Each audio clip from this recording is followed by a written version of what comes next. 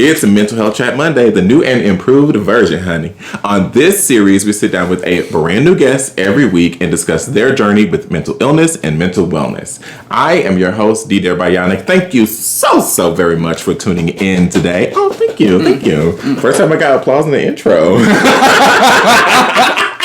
I'm already the best. Thank you all so much for tuning in with us today. But I am not who you're here to talk about. We are here to discuss this gentleman sitting right across from me. 2-time TMA award. Actually, 3-time, because didn't you get a nomination a couple years ago? Well, I got best ensemble, if you want to count that. For Hell yeah, we count that, yes. 4-time, if you want to count best ensemble, because I got best ensemble for Castle, too. 4-time Emmy nominated. Emmy nominated, wait.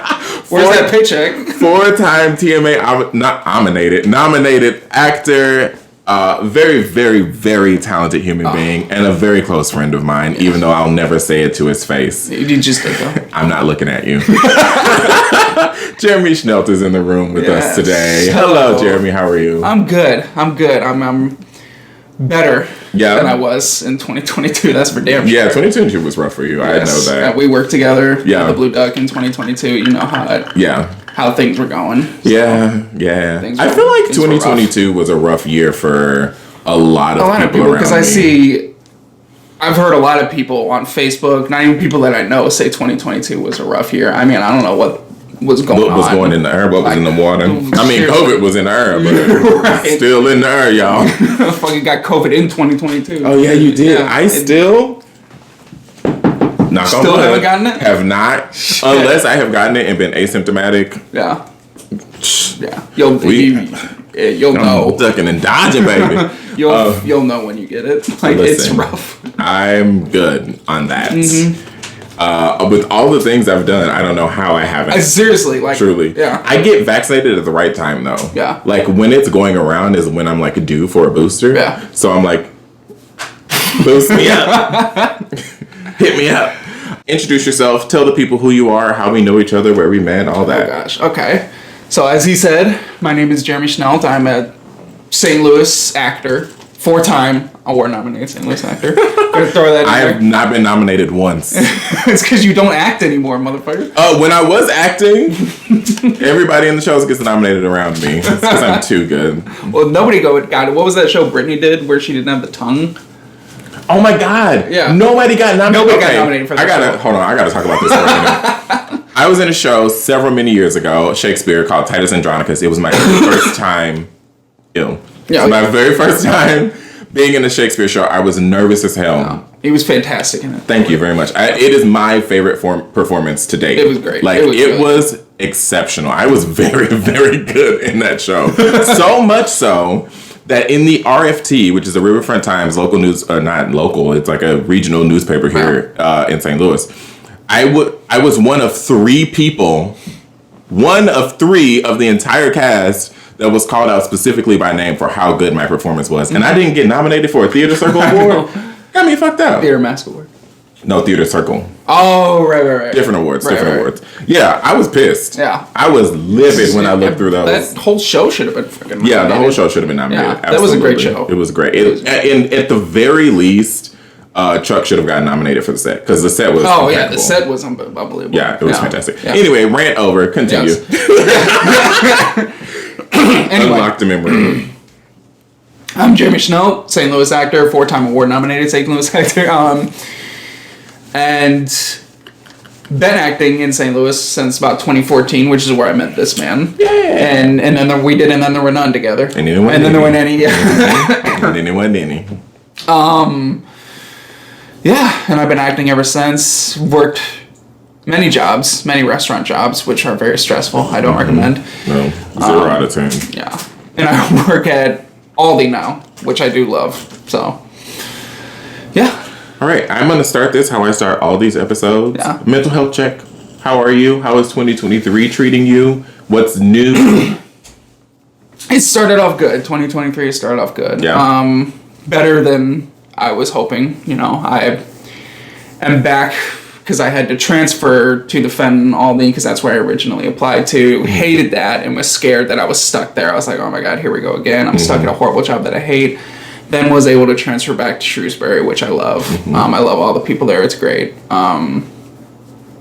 And, you know, getting the award nomination was great. I'm in a play called Ordinary People, playing the lead role, which is a role that I've wanted to play for, role I've wanted to play for several years, and I'm so excited. March 23rd, Clayton Community Theater, go see it. And I'm so excited. It's a role I've wanted to play for so many years. I'm so excited, and I feel like, funny enough, the whole shit, I can cuss on here, right? Yeah. Oh yeah. This is not a child-friendly podcast. Okay, good.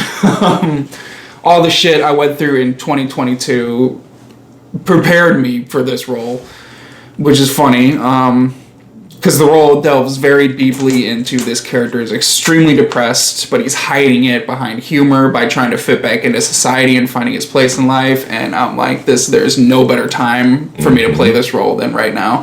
Yeah. And I'm so excited. You know, and it's so easy to slip, unfortunately, it's so easy to slip into that mindset of you know, because I always say when I'm on that stage, when I'm playing these characters, I'm not Jeremy Schnelt, I'm Conrad Jarrett, who I'm playing Ordinary People. You're not seeing, I'm not Jeremy Schnelt in that moment, I'm him. So you gotta slip yourself into that mindset, and it's a little difficult going back into that mindset, you know, putting yourself back into that place, but it's easy to separate yourself afterwards, you know. I remember, just speaking of having to slip into something a little less comfortable. Yeah. When I did, I don't know if you got to see Cardboard Piano at Western Players. Another show. I wanted to. I played a 13-year-old Ugandan war soldier. Like, what the fuck? Oh my god, the accent, everything. It was impeccable. No, but I did that show, so it was like a double cast situation. So there's 4 actors in the show that play one role in Act 1 and then play a different role in Act 2. So I played young Pika in the beginning of Act 1. It's called Cardboard Piano. If you like reading plays, you should read it. It's a fabulous show. I've read it. It's a fabulous show. It's really good. And then in Act 2, I played a character named Francis, who is gay and being thrown out of the village. It all takes place in Uganda and Africa. You know, they kill gay people over there. So there's a scene between myself and older Pika, played by a different actor, where he is like the pastor now, and he's like forcing me out of the town. Yeah. And it was such a beautiful moment. I was really, really excited to do. But I like break this glass and threaten to kill myself. Holy shit. And I remember the first time we ran that scene, full force, emotion, action, everything. I like fall to the back of the stage after they like kind of separate us and take the glass from me and all that stuff. And I full on panic attack. Yeah. I was fully having a panic attack in the middle of this scene and was like trying to ground myself, stay in the scene, but also be like, oh. I was like, whoa, this is taking me. Yeah, it's like it's taking me back to when I was 14 years old, and I almost dropped out of the show. I like because of that. Yeah. I truly was like, that night I went home and I was like, I don't know if I can do this show. That was really triggering for me, and I was like, you know what? It's obviously something I need to work through. It's obviously something that this show is going to heal in me. Right. And by the end of the run, I wasn't having panic attacks anymore. But nobody knew I was having a panic attack. That's called masking. Yeah. But don't we all know? It was not the first time I've had a panic attack, but like it was really, really intense and really, really scary. And they are really scary. A fantastic show. I wish I could have seen. I wanted to see it when it came up, but I think it was working. It was. That's another one of my top five shows. performance. It's like number 2. Yeah. So, Aaron in Titus Andronicus, young Pika / Francis, and Cardboard Piano, and then everything else I've ever done. Where would Davis be?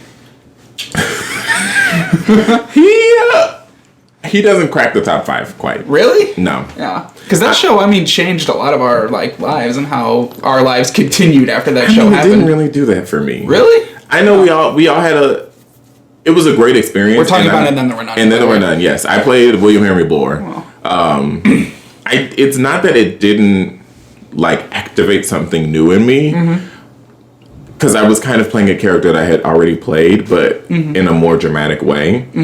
I was excited to be in a drama because I had only done comedies up until that point. Right. But I got cast as the comedic relief, basically. Which is funny. Which was, I was like, reading through the script, I was like, wait a damn minute.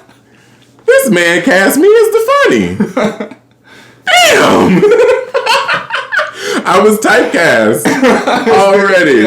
And, you know, I mean, that's where I was for a while. I was always the comedic relief in every fucking show I did. And that's community theater, though. Yeah, like, exactly. A lot of community theater is a farce. Yeah. You know, there are a select few companies who will do something that's not a farce. Exactly. Yeah. And it was exciting to be in that show. And that show was a lot of fun. And did... I guess in a way it did change like the way I act or the way I do things and behave, but really the show for me that changed everything about who I am as an actor was The Skin of Our Teeth. Was it really? Yeah. At Clayton? Yeah. Oh shit. Hated that show. Hated that show. I do not like that script. It is not Thornton Wilder's best. I saw that one too. Yeah, I mean, I was fabulous in it. Yeah, oh yeah. But everyone was. Yet another show where I had to play a kid. I have to play, I'm an 18-year-old in Ordinary People. So. That's crazy. Yeah. Like, why do people cast me as kids? I have not looked like a kid since I was 16. That is not a joke. Full ass beard. And full beard. Everything at 16. I had like a goatee and mustache at 16. But Skin of Our Teeth made me kind of realize that I wanted... It was the first time I got to be in a drama. A full-on drama. And not... You know, there's some funny moments in it, but that last scene... Yet another moment that was like triggering for me because I was arguing with my dad in the show, and it was like, huge breakdown scene. Yeah. But it really made me realize that like, oh, I can do more than be funny. Yeah. And that was for me too, like, because I did so much comedy. I did Force of Nature, Force of Habit, you know, and then there were None, which wasn't a comedy, but I was a comedic, ridiculous character in the show. Wizard, what? Took your place for a holiday, what? I will forever hate that line. I will remember that till I'm on my deathbed. Tricky what? No. Tricky what? Wizard place for a holiday, what? My kids will be like, Grandpa's off his meds again. Oh. Somebody kill Grandpa. That was a pillow. Pull the plug. And, you know, so many comedies. Any Never Could Die, which was a terrible show. We're not going to talk about that one. Yeah, we were in that show together. That was an interesting experience. And I didn't know if I could do drama. I didn't know if I was talented enough as an actor to get drama because, like, I was the comedy guy, you know, and I was good at comedy. Like, I was really good at getting the laughs out of the audience. People came up to me after shows and be like, I lost it. Like, you were the comedic relief. You were hilarious. What was my first drama? God, was it Trick and Anatonia? I think it was. I was just going to say it had to be Trick and Anatonia. And oh my God, you were fantastic. Oh, thank you. All the acting in that show was great. The script needed work, but it was long. It was long. We could barely get that show under like 3 hours. It was long, man. By the end of it, I was like, is it still going? I was like, there's no way this is still going. But it was rough. But it was a great show. It was, everybody in that show was fabulous. Fantastic acting across the board. Yeah, and just like, because I was ready to. That was around the time Trick and Anatonia came out, where I was ready to hang up acting. Not because like I like wanted to take a break, but because I thought I sucked. Like, I thought I couldn't do anything besides comedy. Like, this is it. I got to do a drama, so I'm good. Whatever. This is it. Yeah. But so many people, and I mean, over like almost every audience member came up to me after the show and was like, "That was like you made me cry. That was a beautiful performance." Blah blah blah. Like, thank you. I remember sitting in the theater. Jazz and I watched it together. I remember sitting in the theater. And you were having that scene. It's just you, the big breakdown scene, and I don't remember if Jazz leaned over to me first or if I leaned over to Jazz first, but at one point we like leaned over and were like, this dude wants to stop? Really? He did that? Yeah. What the fuck? Yeah. Like, yeah. And that inspired me to keep going. I've been acting tons ever since. Like, I mean, that show, doing your first drama as a comedic actor really changes things. It really does. You know, I love comedy. Yeah. I love making people laugh. But But I like making people cry more. Yeah. Oh, it's fun. Like, as fucked up as it is to say, it's fun. Like, it's fun to get that reaction out of the audience. I really like playing the villain. Oh, it's I think fun, it's because I'm so naturally villainous, even though I'm not. I don't agree with that. You said it, bitch. I am pretty villainous. He's but terrifying. like not in a bad way. I just am mean. Well, yeah. And I love like you in for a cute it. way. Yeah. I'm a Capricorn. I can't help it. I feel like I've said that on every single episode of this. But no, like it really, there really is something that like activates a new part of your skill set. Yeah. Doing a drama Right. as opposed to having done comedies. And it's also something that kind of like, once you break into the professional acting world, you kind of start getting paid for stuff. There's a lot that you won't do. Right. Not shaving my beard for no check. Sorry. Like, Yeah. it's not like I've been paid buku bucks to act. I haven't been paid thousands of dollars to act, but I've been paid pretty sums of money to, if you cut me a check, I'll suffer. Yeah. And I don't know, as an actor, if I want to go back to doing like farce plays, like huge, over the top comedies. You would? I absolutely would. I've just done so much to where it's like, I think I'm good. Me too, but I would do something like, what's that show? What's that one that's like a play within a play? The Producers? Oh God, that would be a good show to do. Oh my God, I would love. That would be a good ass show to do. I would love to be. Yeah. I want to be a producer. I don't know if I want to be Matthew Broderick or Nathan Lane. Yeah. But I think I'd be, that would be a better show, Nathan Lane than probably. Matthew Broderick. But no, that's a musical. There's a straight play. I forget. I think in the movie version, I know exactly what you're talking about. It's like not No Exit. That's a drama. Yeah. What's the name of that show? Shit.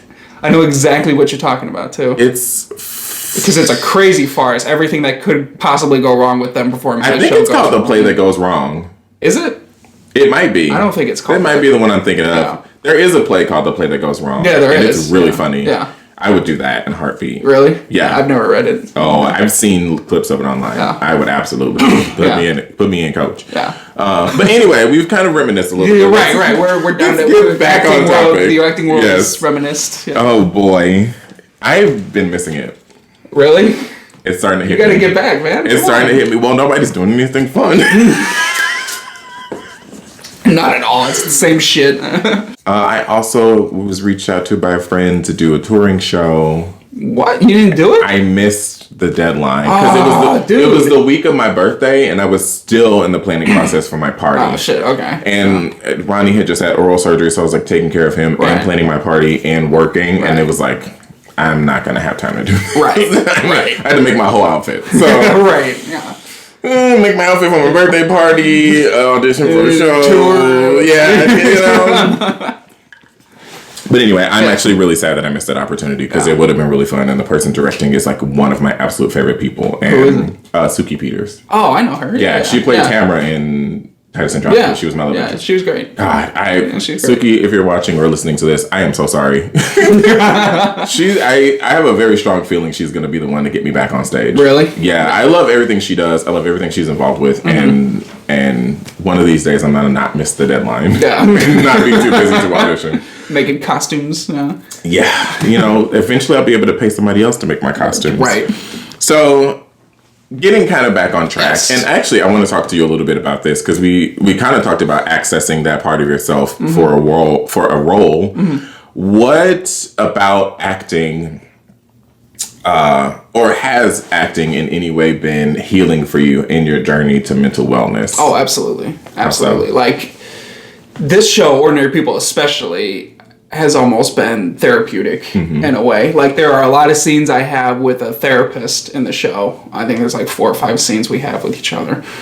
And it's almost therapeutic with those scenes. I don't go through the same, I never went through the same things this character went through. He went to a mental hospital, he actually tried to kill himself. Like, I mean, I never got there. But, just talking about opening yourself up and like, it's fine. It's okay to be depressed. It's okay to feel like this. You just have to admit that you feel like this. Like he's trying to pull it out of him. And that feels so therapeutic to me. There's a line in the show that I love and I relate to extremely well where Conrad goes, "When I let myself feel, all I feel is lousy." And that's such a, I know. Oh my God. It's such a good line. It's my favorite line in the whole show, and I'm damn near tears every time I deliver it because it's so personal to me. Yeah. And like therapeutic in a way, like acting it helps you relax. You know, it's funny to say because a lot of people are like, oh, I'd be so stressed out learning these lines. I'd be so stressed out being in front of these people. It's terrifying sometimes, but it's so relaxing. I said to one of my coworkers the other day, I was like, I'm scared. I forget what exactly we were talking about, but I was like, I'm scared. Yeah. But not like in the actual way. Yeah. I'm scared in an excited way. Yeah, exactly. Like exactly. Before, do you ever experience when you're about to go on stage, you forget all your lines? Oh yes. Oh my God. Every single time. It scares the shit out of me. me. And you're like, oh shit. Yeah, right. And then you hear your cue line, and then you just go. Literally, that's exactly what it's like for me. And I'll be running through the lines backstage, and I'll be like, oh shit, I forgot that line. But as soon as it comes up on stage, I got it. Yeah. Like, it comes out. It's like, so weird. Being an actor is such a weird thing. It's weird. Like, but it really is. Like, I tell people all the time, I started acting to not be myself. Right. Because I hated who I was in high school. I hated the person. I hated the depression that... It wasn't that I hated who I was. I hated the depression that had taken over me. And acting was a way for me to step outside of myself, to be these other characters, and to transport myself to this world that doesn't exist. Exactly. And then in turn, you kind of figure out how to make that world exist for yourself. And then I was like, well, I can make other people feel good. I just want to make it feel good. Right. Oh, shit. And I mean, like I said earlier, like this show could not have come at a better time in my life to perform because like it's so therapeutic with everything I went through in 2022. And it's just, it's very, you know...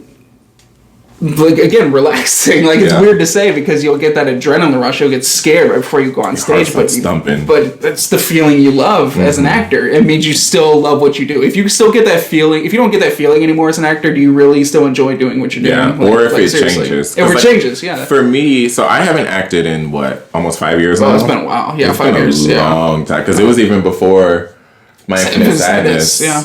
So yeah, it's been like 5 years. Whoa. Yeah. That's weird to think about.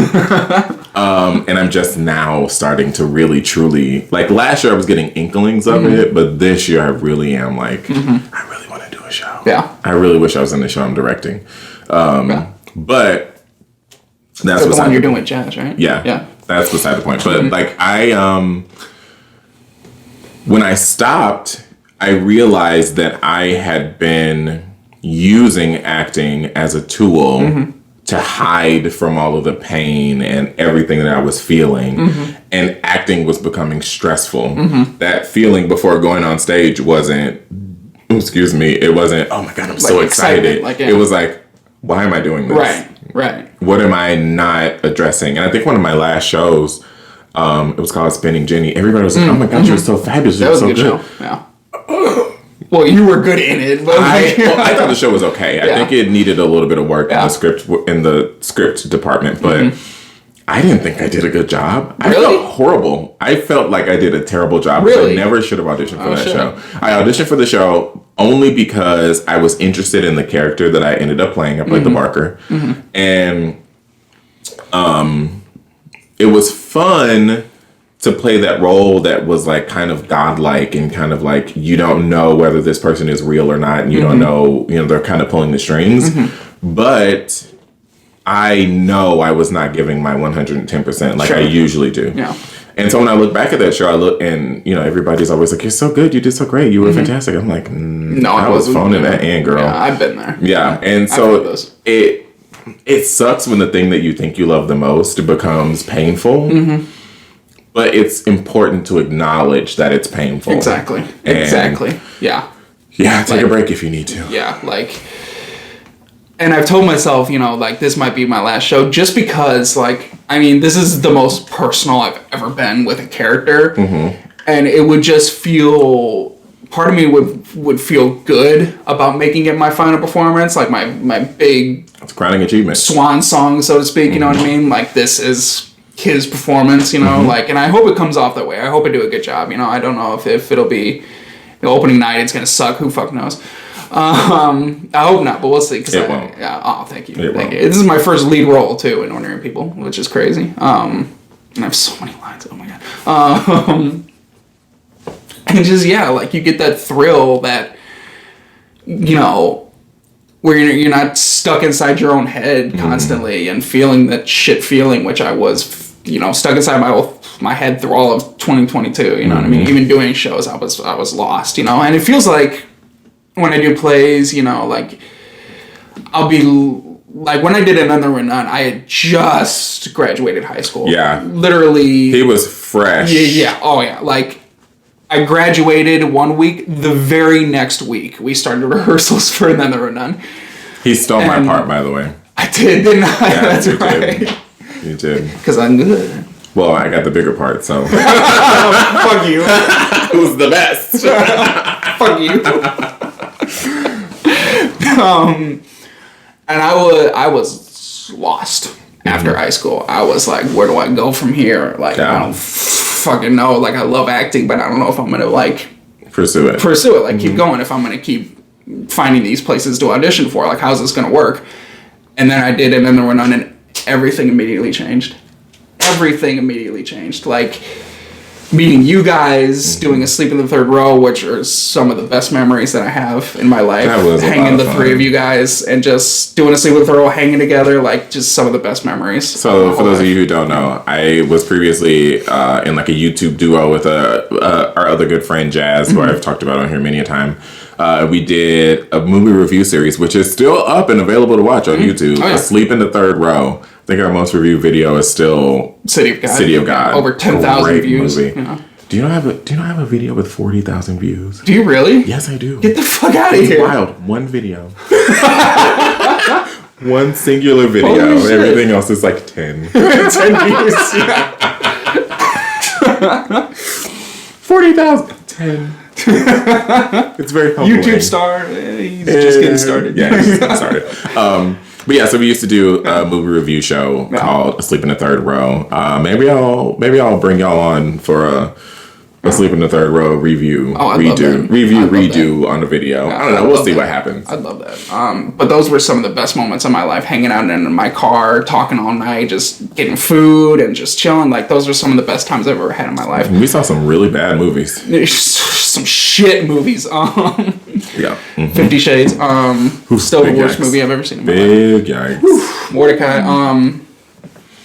And, like, I mean, I don't know. It scares me to think sometimes where I'd be without doing that show and meeting you guys. Like, I don't know where I'd be in my life right now. I don't know if it'd be better or worse. Like, I don't. It scares me to think about it. Probably be worse. Like, probably. Honestly, no shit. No, like, I'm just kidding. Like, and I'm grateful for everything, you know, like that show did for me, that you guys have done for me, that, you know, we're such close friends, even still to this day, you know, we still have a group chat and everything that we talk in all the time. Like, it feels great. Yeah. You know? Like, it's awesome. It's weird being a grown up and, like, kind of going from that transition of high school to adult life. Exactly. It's like, how do I am I going to still be friends with these people? Exactly. The answer is no. Yeah. You're not going to still be friends with the people you were friends with in high school. I don't talk to for maybe, like, I have fully, truly, and honestly, I have 3 friends from high school that I speak to regularly. Really? Yes. I keep in touch with nobody from high school. Everybody else is a new friend. Right. Essentially, like a new adult friend. Right. And, like, making friends as an adult is difficult, I think. You know, Oh, it is. It's very much hard. And especially for somebody like me who doesn't really build attachments very well. Yeah. It's something I'm working on. Yeah. I don't friend very well. I'm very nice, and if I like you, I like you. If I never hear from you again, I don't care. Yeah. And that's not all the time, because obviously I've collected a number of friends throughout my life and working in restaurants. There's a bunch of people from the very first restaurant that I worked in that I still talk to, that I still go on trips with, that I still go to concerts with. Right. And theater friends and everything like that. But I just I have a very, like, not dissociative, but like a very I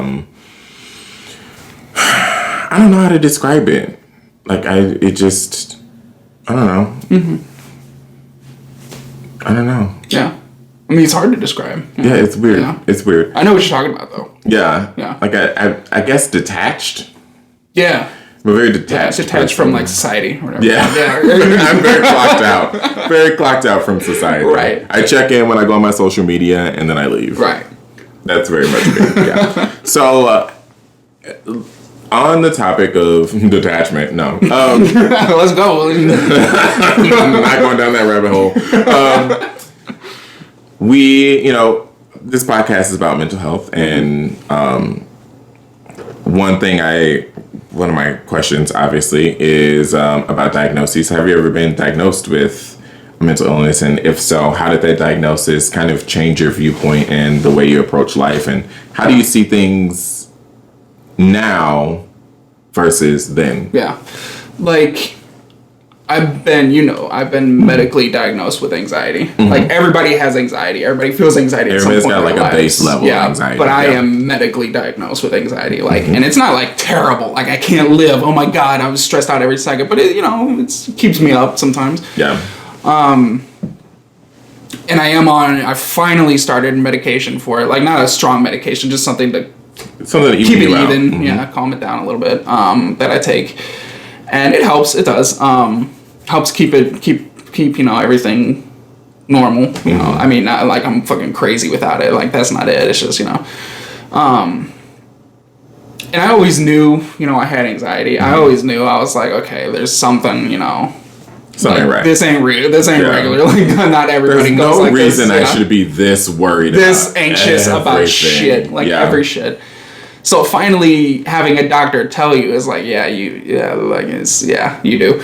I mean, I don't know if it necessarily like changed my life, you know, but it definitely was like, okay, now I know for sure, and now I know then I need to work on it.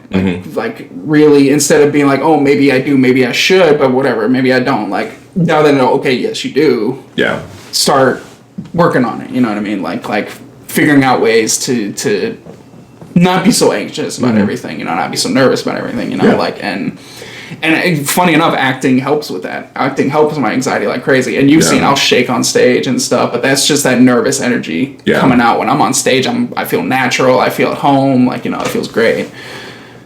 But like leading up to the show, rehearsals and all that, just nuts, especially with this show. And I mean, living with it it's not like crazy to live with it, you know what I mean? It's not like I'm it's not debilitating. No, not at all. And I haven't been medically diagnosed with it, but I feel some sort of depression, especially with, like I said, 2022. The two go hand in hand. Yeah, exactly. So when I got my depression diagnosis, they're like, so you have a little bit of anxiety. And I was like, anxiety?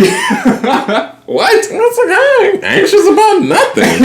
And the doctor was just like, the two kind of go hand in hand. Like, either you have like a major depressive disorder, and like a little bit of anxiety, or like major anxiety and a little bit of depression. Right. Yeah. Like, and I don't think I would be medically diagnosed with depression if I asked like a doctor about it. Like, if I don't know how they would test it for it or whatever, but they ask you a series of questions. That's what they do. It's a questionnaire, and when I filled out the questionnaire, I was like, this seems stupid. Yeah. But like, as I was reading through the questions, and it's been literally 8 years since I got my diagnosis. I don't remember what the questions are, but like reading through the questions, I was like, oh, like just marking the things that I marked as my answers. I was like, damn. Yeah. I already knew. But this is confirmation enough. Like, exactly. I don't need you to come in. Doctor, I don't need you to come in and say the words to me. And that's exactly what, like, I didn't fill out a sheet, but a doctor or, like, a nurse was asking me questions from her laptop, like, do you have blah, blah, blah? And I was answering, like, yes to every question. And it was like, okay, we can stop. Like, I know. We've got 20 more questions, but I think we're good. It's like, I think, the first question, like we're good. Like, Are you depressed? Yes. Do you feel anxious at any point during the day? I'm anxious right now. Right. Can somebody mark these answers off for me? I can't hold a pencil straight. No. Me either. God, fuck you. I can't help it. It's a low-hanging fruit. I quit. Low-hanging fruit. I can't help it. No, and like I said, if I tried to be medically diagnosed with depression, I most likely wouldn't be. Like, I don't feel like I would be at all. Yeah, with anxiety, and you've seen me mature and grow since we first met. This is a very different person. If we've known each other, what, 9 years? Yeah. This is a very different person than the person I met doing it in the Renan. Yeah, truly. Yeah, I mean, I was still a teenager when we did it in the Renan. Are you fucking kidding me? I was too.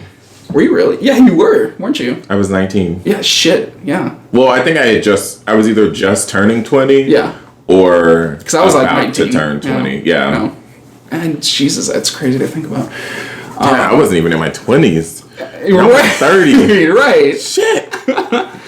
And I had, a level of immaturity back then, a very much level of immaturity. I was just out of high school. What the fuck did I know? And I'm very proud of how I've matured over the years. Like you said, as you should be. Yeah, thank you. And like I said, you and Jazz have seen me grow like exponentially over the years. Like he said, I'm an entirely different person than I was in 2014. Not that I was like a little shit in 2014. You like, were. Fuck you. You were. You still are. But like in a good way. You're a little shit in a good way. Well, yeah. Yeah. And like I said, I've always known I've had anxiety, and it was so much worse back then than it is now. I've matured with it. I've grown with it, and I know how to deal with it more. I know how to live with it more. You know what I mean? Yeah. So it's been easier. So how has anxiety specifically affected how you interact with the world? I don't want to put this. Does it make it harder for you to experience new things? Yes. Yeah. Yes, absolutely. Like interviewing for a new job, auditioning for a play. Yeah, it's terrifying. Auditioning is nerve-wracking enough without anxiety. Oh my God, I was auditioning for Ordinary People just because it's a role I wanted to play for so long. I've never been more nervous for an audition in my life, even though I felt like I had a good chance, and I fucking killed that audition. I don't care what anybody says. Well, clearly. Right. And like, I was terrified. I felt like I was back in high school auditioning for my first play, and I was like, oh my fucking what? And just, meeting new people is hard. Going on dates is really hard. It's really hard. I've been on, a few dates within the last year, and each one was just nerve-wracking. Where do I take, what do I do? Like, where do I take them? How do I keep the conversation going? Like, that's the biggest worry is like, how do I, it's so stupid to say, but how do I talk to them? You know what I mean? But it can be difficult when you're dating to know, especially if it's somebody you just met, or if you met on an app or whatever. Right. A lot of times if you meet on an app, you kind of talk a little bit before that. But even then, when I was on the apps, I would have conversations with people for a couple hours or a couple days, and then they just disappear. It's gone forever. Yeah. But the couple times that it did, or the one time, the couple times that it did go outside of the app, it was okay, and now I'm bored. Yeah. How do you keep that person engaged? Exactly. On my spectrum, how do you keep me engaged? Exactly. I'm very hard to keep engaged. Exactly. And I'm grateful the last couple dates I've been on, the last 2 dates I've been on with women have been with people I kind of met before, not on apps, people I kind of met beforehand. One of which was an actress, which made it very easy to connect to and talk to things about because we shared the same thing. We talked. You know exactly what I'm talking about. I know exactly what you're talking about. You don't have to go I won't into name details. names. You don't have to go into details, but I know what you're talking about. Our interests were just the same. She liked musicals. She was in musicals more than me, but and it felt great. It felt fantastic, you know what I mean? And the last girl I dated not too long ago, we very much connected too. We have different interests, but we still connected on a great way. And I feel like I'm getting better at it. From high school to just a few years ago, I didn't really go on many dates. It really didn't happen much for me. I didn't really try to make it happen much and I still get nervous approaching women, talking to women because of my anxiety. It's all anxiety. Sometimes people don't understand why don't you go up to that woman across the room and talk to her, start a conversation with her? Sometimes you feel like you can't. Yeah. Like, it feels almost impossible. And it's got nothing to do with who you are as a person. Exactly. It's all like... It's all up here. It's all up here. Immediately, your mind will go to the worst case scenario of what could happen when you walk up there. Yeah. Like, throw a drink in your face. Like, say, thanks, no. Like, ew, no. Yeah. Like... Which is like, fuck you. You're right. No, that's right. No, not that at all. No. No, never. But like, but you know, you have to trick your mind into being like, all right, well, if I go up to this person and they say no, the worst thing that can happen is they say no. Exactly. I mean, okay. Yeah, right.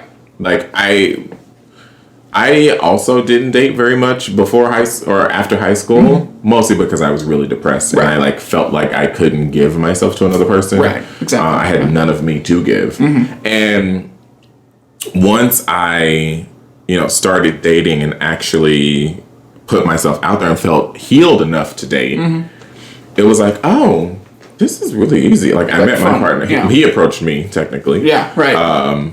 But there were plenty of times where on the apps I'm like, hey, how you doing? Right. I'm not like... It's nerve-wracking to try and date someone, to meet someone, especially in person. But it also when you do, you get this like confidence. You feel good about it. Yeah, even if you don't get the yes, even if you don't talk or buy them a drink or get the number or whatever, it just still feels good to be like, hey, I went up to that person. Exactly. And that helps with your anxiety, like control your anxiety and confidence too. Like I've had within the last year, I've always thought I'm not a good looking person, I'm an ugly person who would want to date this, you know what I mean, kind of thing. And I've had so many pretty women come up to me within like the last year, like, and be like, you're cute. You're a good looking guy. Women that I thought like, oh yeah, right, okay. Yeah. Like just recently there's a few women that I've like, are like, you're a cute guy, like you're attractive, like don't sell yourself short, like, and it's like, how the who, like like your mom's so nice. Fuck you. I'm sorry. No. That was a low blow. I couldn't help it. That was a low blow. This is a very good representation of our friendship. For 9 years. For 9 years, I have pestered this man. I don't know how he puts up with me. You just deal with it as it goes. Yeah, you just take the blows. Because it's all in jest. Of course, yeah. Your mom is a very nice lady. Hi, Mama Schnelt, if you're listening. I love you. Oh my god, fuck you. I was trying to hold it in so bad. You prick. I was really trying to hold it in. It just jumped out. You fucking prick. I couldn't keep it in. Oh, that was too bad. That was good. That was good. So, I know you talked a little bit about medication and how that has helped you. Have you gone to therapy at all? No. And it's not because I'm like... At one point, it was because I'm like, I don't need therapy. Like, fuck that. What are they going to tell me? Everybody needs therapy. Yeah. I've thought about it heavily recently, but like before, it was like, what are they going to tell me? Feel better? Like the end? Like here's to give me $500? Like, like. But like, not feel better. Thanks. Right. Here's my invoice. So write the check. Like, you feel like shit? Well, don't. Yeah. It's not how therapy works. Not that I haven't been. No, I know. But like, I truly felt like, what's it gonna help? It's not gonna help. Like, who the fuck cares? But I have thought about it recently, doing it, and I feel like it would, What's stopping you now?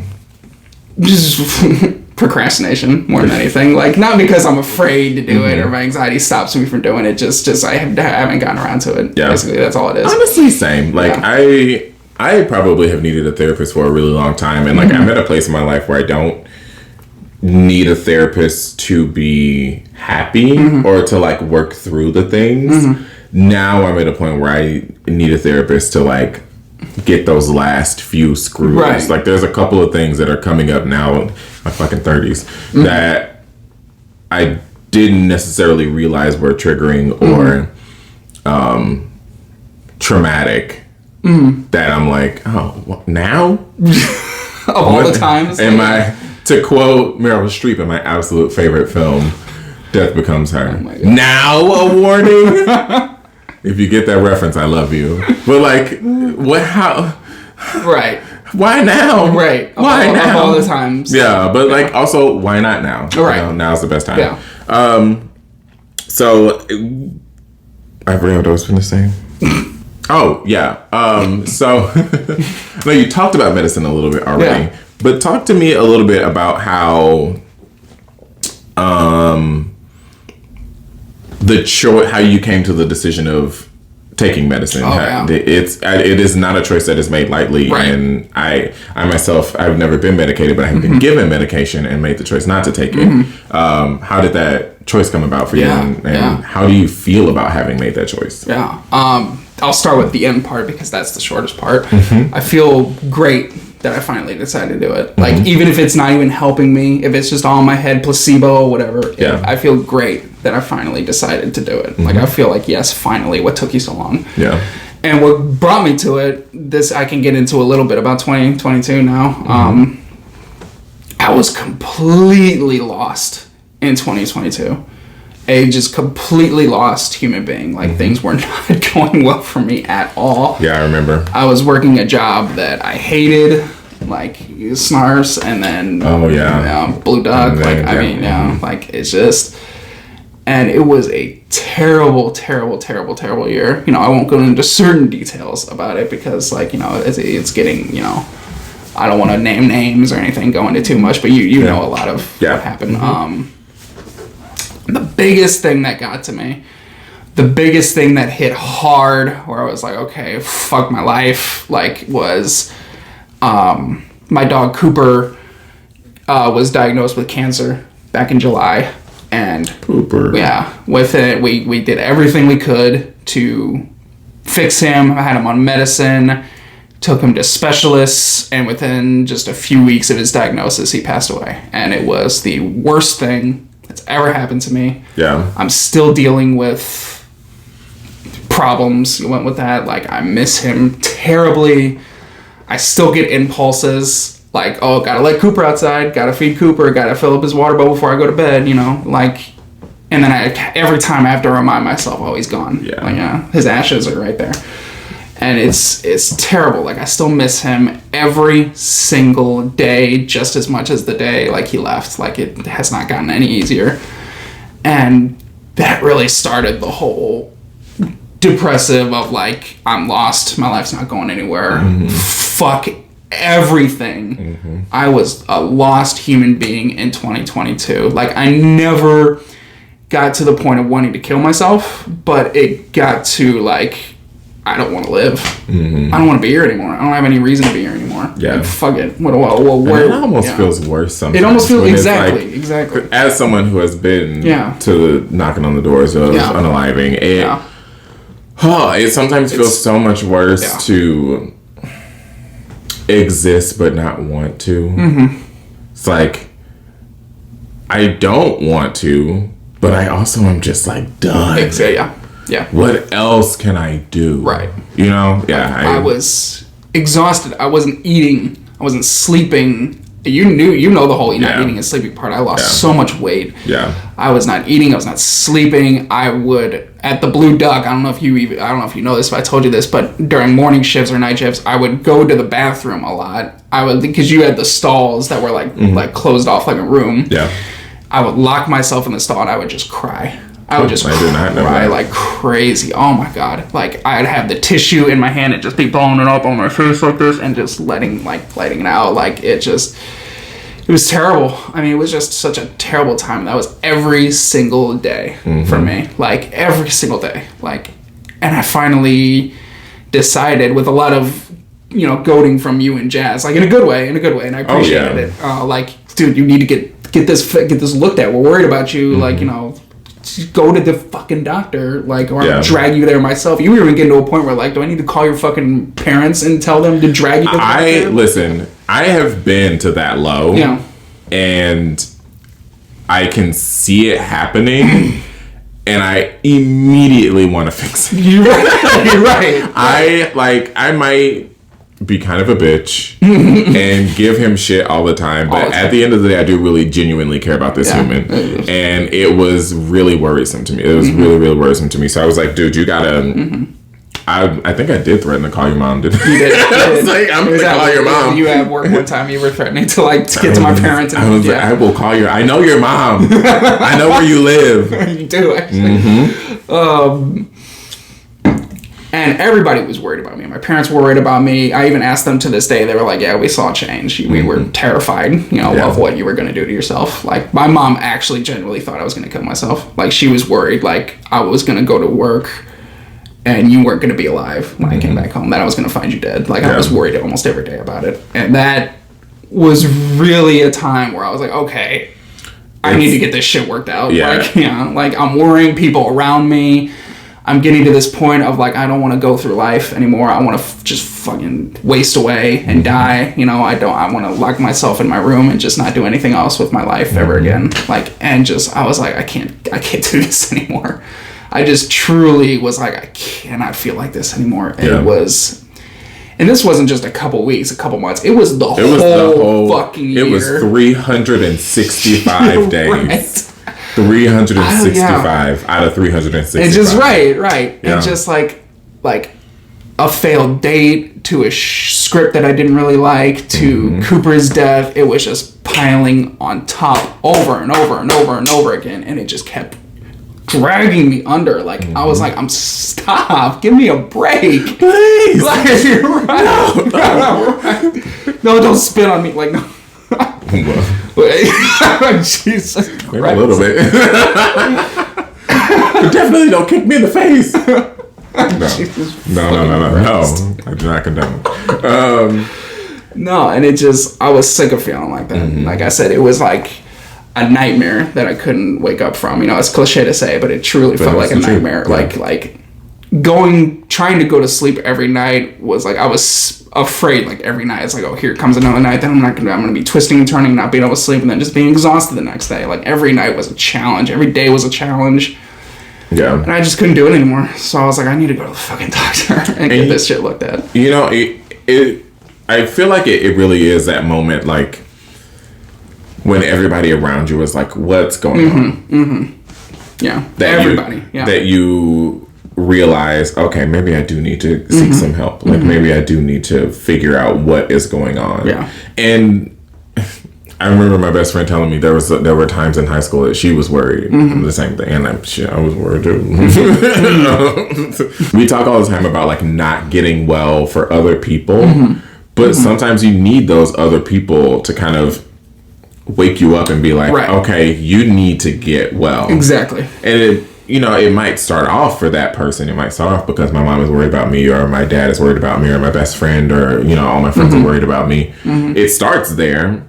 And that's a good point. I am an advocate for seeking help for those around you. Because in turn, you realize those people around you care about you. Exactly. And the more you care about you, the better everybody is. Right. Not just you. Right.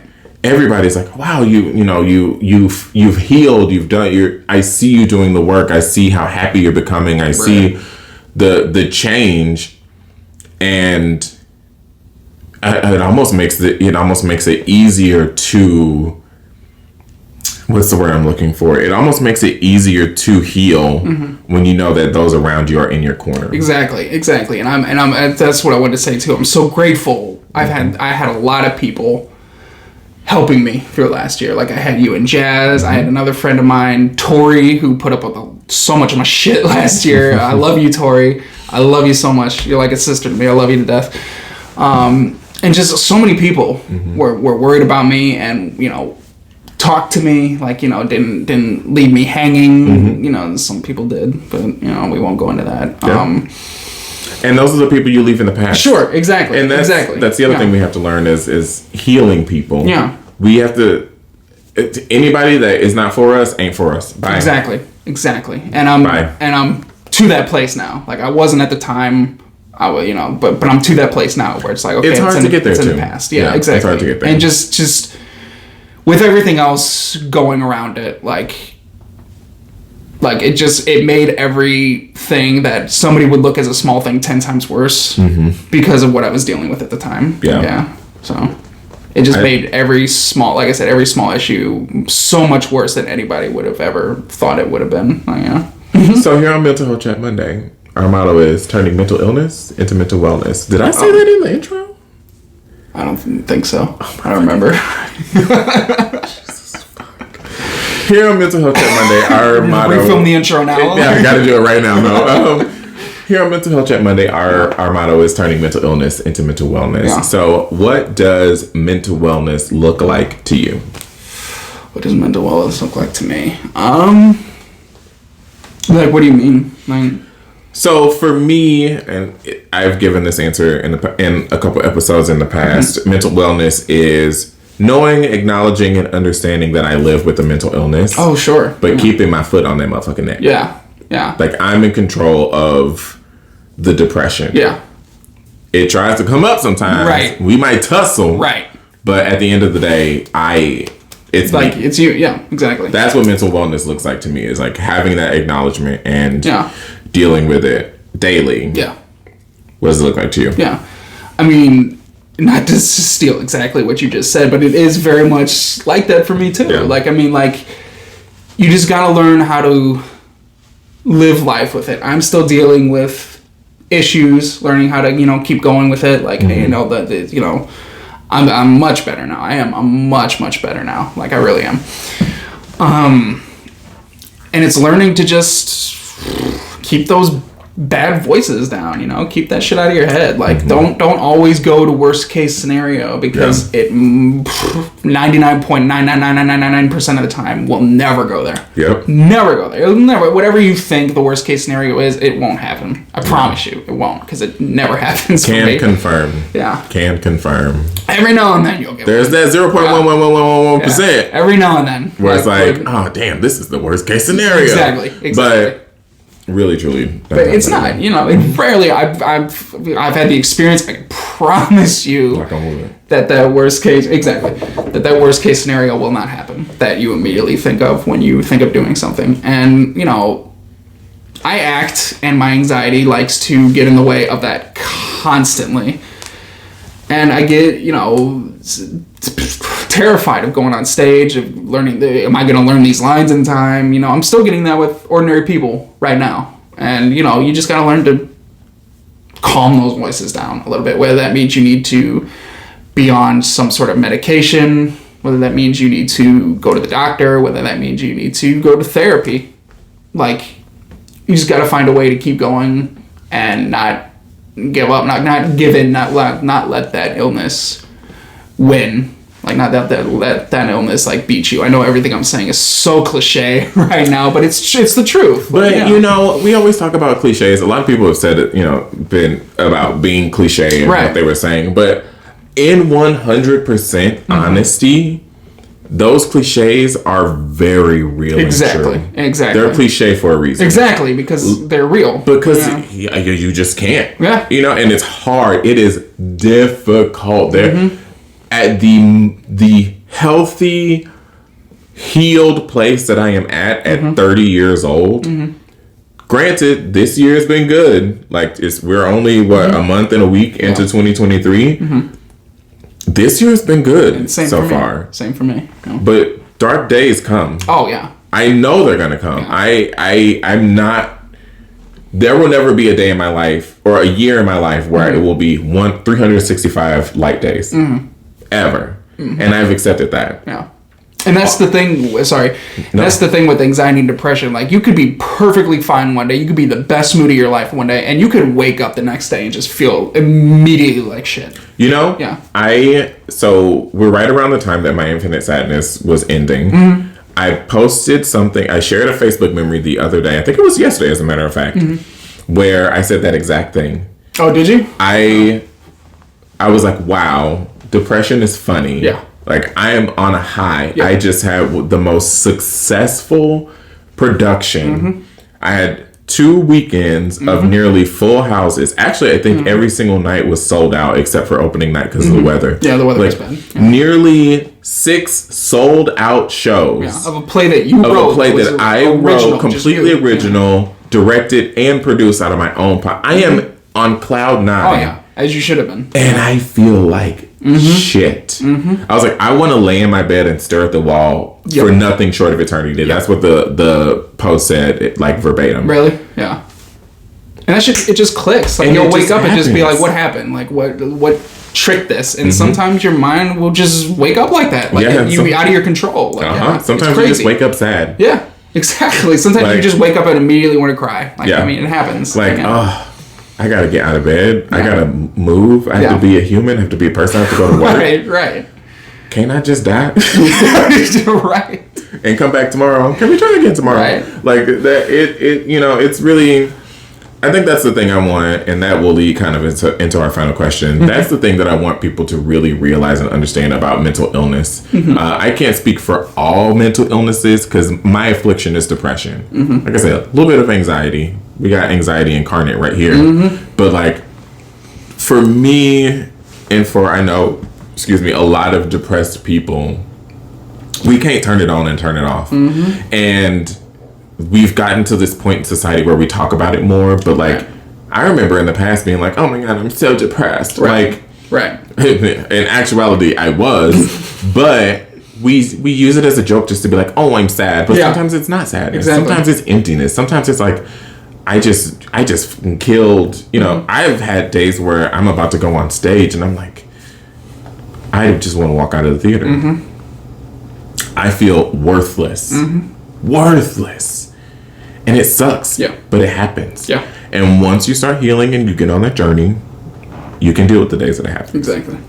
And like I said, that's going to lead us into my final question for this episode, this conversation.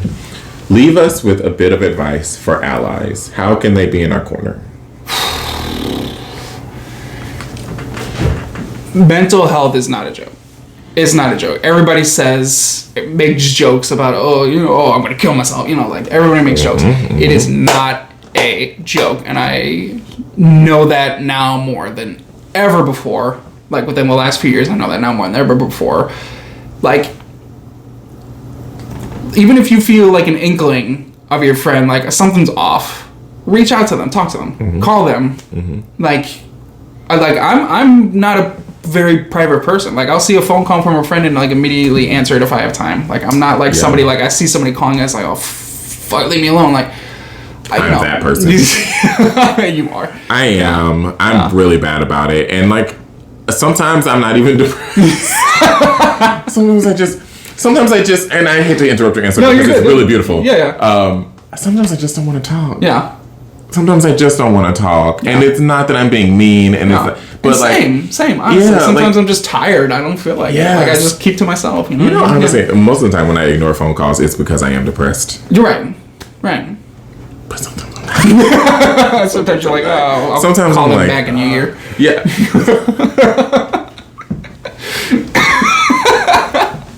it's sad. It's funny because it's true. I'll call you back next year.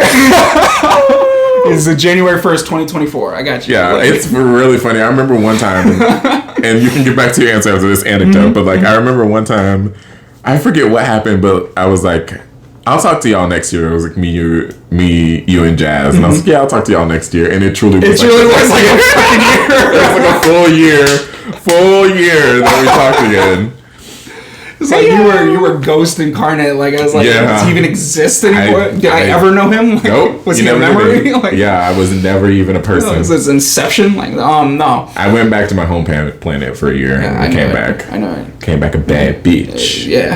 Scared me. I left a bad bitch, but came went back. to bad bitch planet. Planet a bitch. Anyway, continue your answer. I'm sorry. You're good. You fucking called me out. Read me. Jeremy, a straight man, just read me for filth, guys. Damn right. Jeez. And I'll read him even more. This friendship will never end. We're almost at 10 years. This friendship ain't fucking going anywhere. You know they say after 7 years, it becomes like, a habit. A habit. Fuck you. Sorry that this shit has worked for you. No, I was kidding. No, but in all seriousness, again, it's cliche to say, but mental health is not a joke.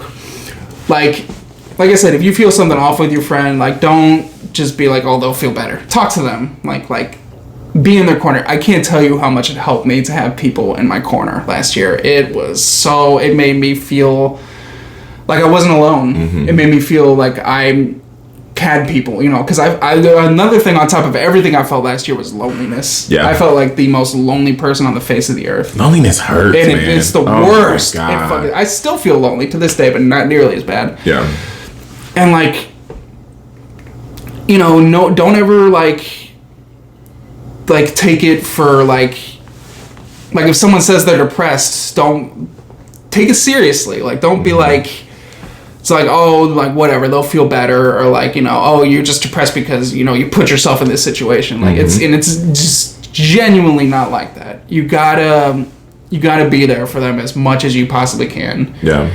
Like, for people that have experienced this themselves, you know exactly like what I'm talking about. Like, you know, you can't play around with that kind of stuff. People lose their lives because of depression. Hundreds of thousands of people lose their lives because of depression every year.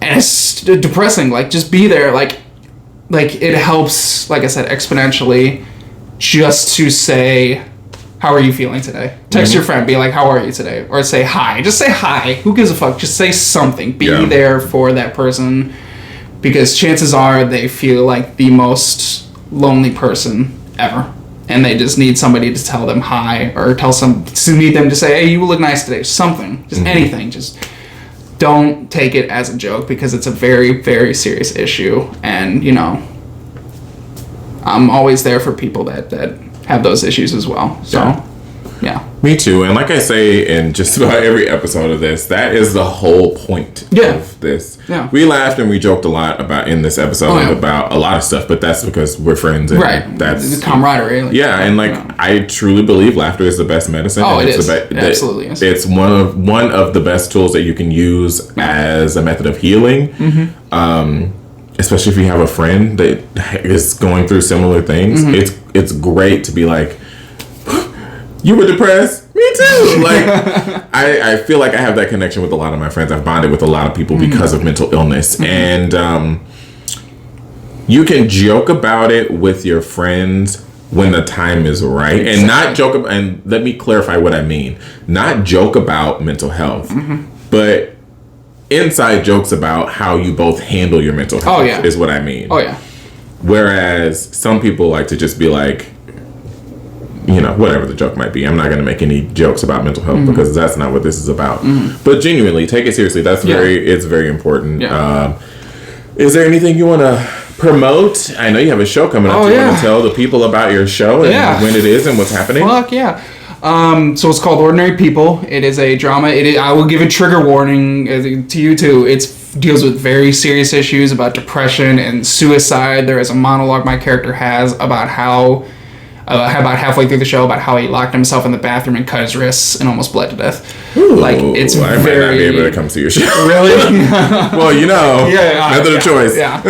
Like, he goes into detail. Like, I sliced and then I moved into the other hand and I sliced again. Like, he goes into detail about it. And like he says things like, and I know that they don't know I'm doing this right now downstairs, and that makes me feel like shit. Like, you know, my God, downstairs. Is this about me?